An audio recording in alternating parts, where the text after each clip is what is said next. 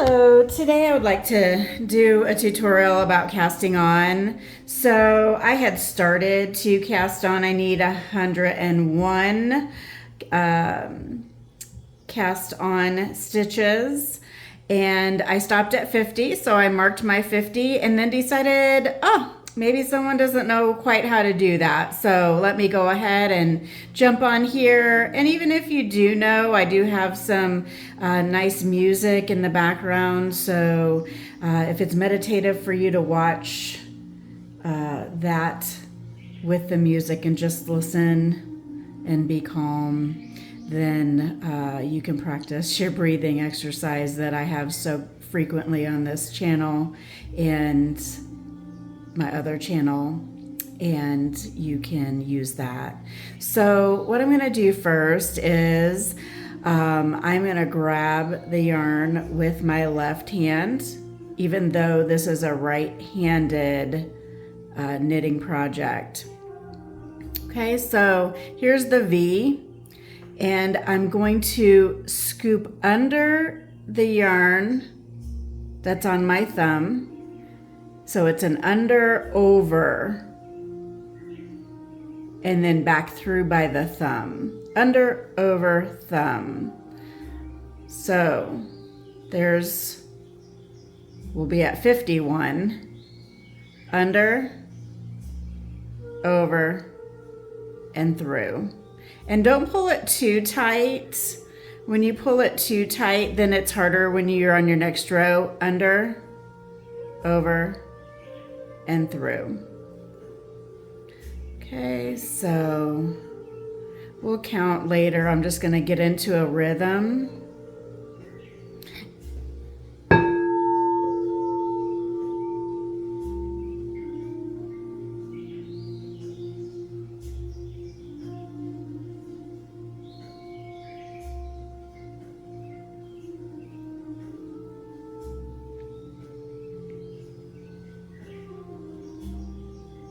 And see how I have my hand here? This is just keeping them on the needle because they can slide around.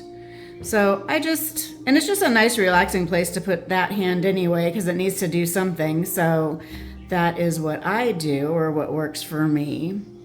And again, I am a tight knitter, so I really have to watch not making these too tight. So as you can see, it makes this really cool like rope look here. I'm going to show you all sides. And then on this side, I love how it does the little bump in the back. Okay, that's kind of representative of a pearl. But then the bottom side is magical too. So it kind of starts to look like a cord as you flip it around. So this is the bottom cord with loops. This is the rope part. I call it a rope part. And then these are your stitches you're gonna work into next. These, and then you can see the bumps in the back. So the pearl like parts. Okay, but in here it looks like a cord. I love that look. So we can stretch it out and you can see what that looks like.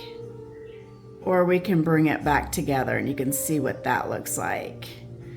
Okay, so just have fun with your yarn. Don't be afraid of it. I know when I was first practicing, I've done many projects at this point, but you know, I was working the yarn here. I was comfortable working the yarn and everything, but I didn't actually, I don't know why, but I didn't feel like I could like pull it and stretch it and play with it, you know, of the parts that were already done. So just know that's, you know, perfectly fine. You're going to be washing it, wearing it and everything anyway. So you don't have to treat it as fragile in that sense, even if you're working with a very thin fingering yarn. I can show you a fingering yarn that I just happen to have right here. So this is a different type of yarn, but you can see how thin this is compared to this. Actually, those two colors would be kind of cool together.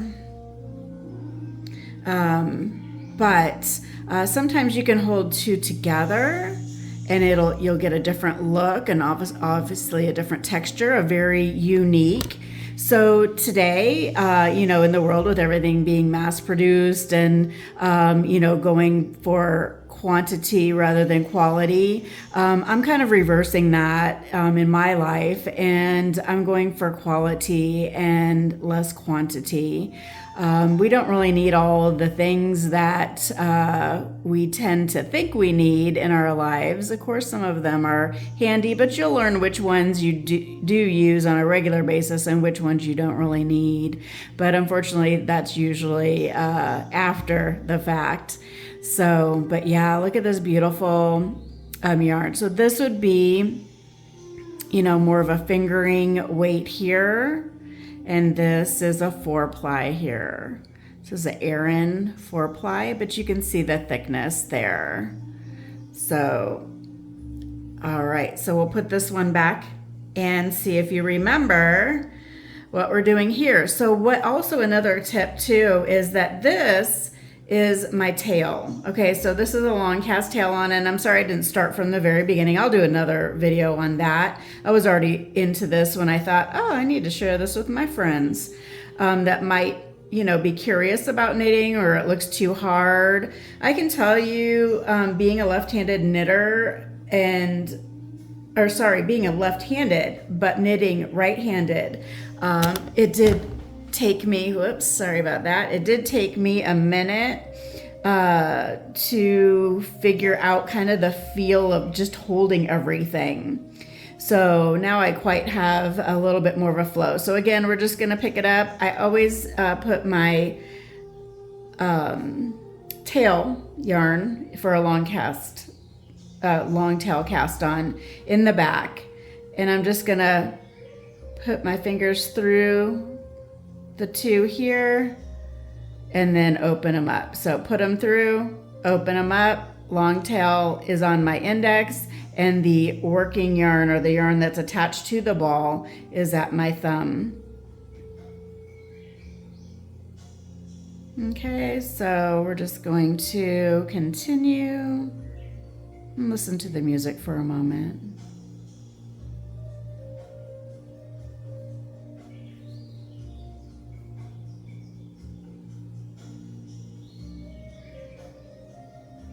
If you get too close to the tip, just scooch it back.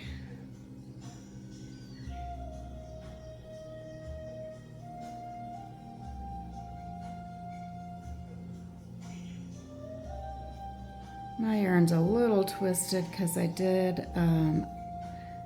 used it a couple of times, unraveled it a couple times, so again, I got a little far and then wanted to show you, so I kind of undid where I was. But we're not worried about counting right now. We just need 51 stitches from where I started.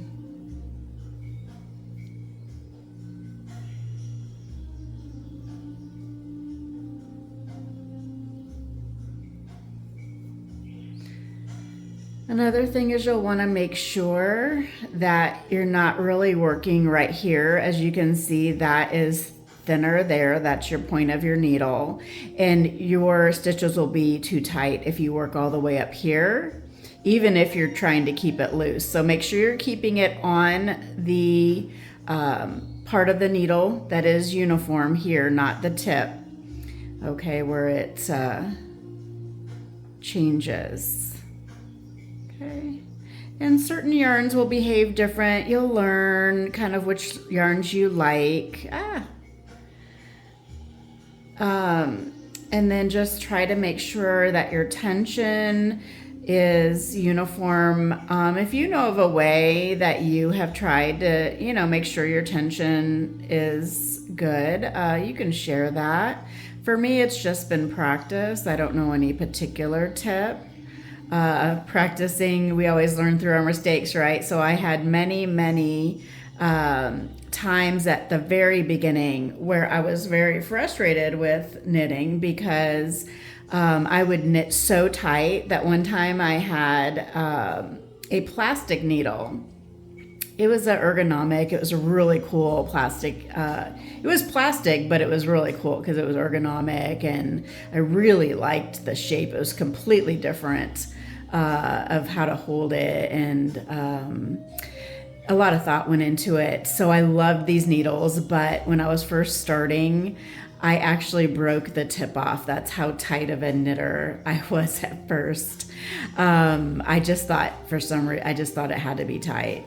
Also, one of the questions, so I am at least a third generation. I think I'm even probably goes back further than that. But what I know, I am a third generation. I do know. I'm trying to think. You know what? My great grandmother on my one side, I know she made me something too. So that would be 4 generations at least. So I'm just saying that's all I know. I'm sure it goes back, especially from where my heritage is from. Definitely knitting places or places that are known for knitting and wool. So,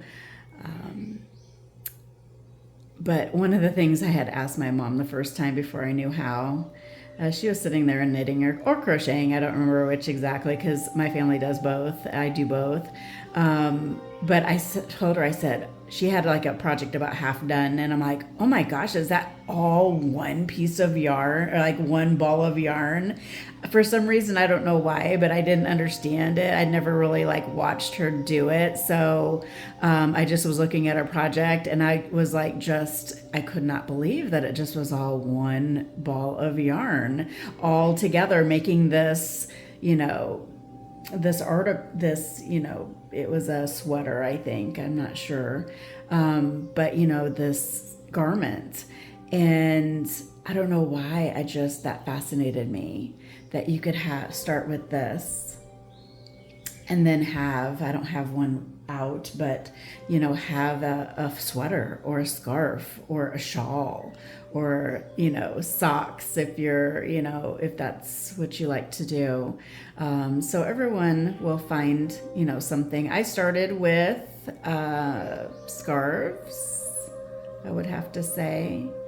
I better count, I think, because I might be getting close, but my tail's a little short anyway, so I might have to redo, and that might be okay. So let's count here. So this is 50. I did mark that. You can see when I open it up how cool that is. Look at that right there. It's just so cool. So we have 51, 2, 3, 4, 5, 6, 7, 8, 9. That's 60. 1, 2, 3, 4, 5, 6, 7, 8, 9, 70. 1, 2, 3, 4, 5, 6, 7, 8, 9, 80. Yep, I think we're gonna have to. 1, 2, 3, 4, 5, 6, 7, 8, 9, 90. We're at 90. I don't think I'm gonna get 11 more out of this tail. But so that's okay. And I kind of wanted to show you that it is a process even getting started. I was close. But because that's just kind of how it goes sometimes. I mean, you'll learn tricks and things where, you don't have to do it quite as much. But when I'm doing a tutorial, I kind of like to show the mistakes or show like redos or how to frog, what happens if you drop a stitch, because those are all the things that make you better. And until you experience it, which you will quite a bit in the beginning, I don't want anyone to get frustrated. That's all it is. You're sitting here, working with your hands, using natural materials. And, even though you can watch TV and stuff while you do it, I tend to just listen to music. And so for me, it's a nice way to kind of detach from all the electronics if I choose to do that. Not saying that there aren't some patterns that are easy enough that I don't mind watching a show and doing it, or if someone's over talking to them and doing that, and maybe we're watching a show. But For the most part, this definitely using both your hands, keeps you off your phone, keeps you off your scrolling, going on social media, which, has its place. It's just we tend to not put it in its place, right? we're scrolling till the time we shut our eyes, and we're scrolling the second we wake up sometimes.